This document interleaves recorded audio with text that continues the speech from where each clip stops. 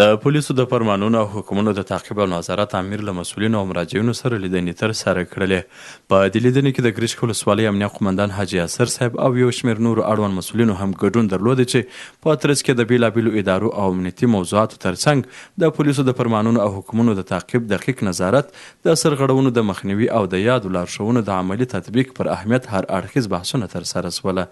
الحاج مولوي محب الله محبت د خپلو خبرو پر مهال ټینګار وکړ چې د فرمانونو او حکمونو پر وخت او سمه پلي کېدنه د نظم ټینګښت، د قانون حاکمیت او د خلکو د باور د زیاتېدو لپاره ډیر ارزښت لري. نوموړي همداراز له ټولو مسؤلینو وغوښتله چې د یادو لارښوونو د ښه تطبیق په موخه خپلمنځي همغږي زیاته کړي او په ګډه هڅه وکړي څو د هر ډول سرغړونې مخه ونیول سي. په غونډه کې ګډونوالو د فرمانونو او حکمونو د پلي کېدو په برخه کې د خپلو فعالیتونو او لاسته راوړنو یادونه وکړله او ژمنه یې وکړه چې د نظارت او تعقیب بهیر به لا پیاوړی کوي او د اړوند ارګانونو ترمنځ به همکاري نور هم پراخه کړي.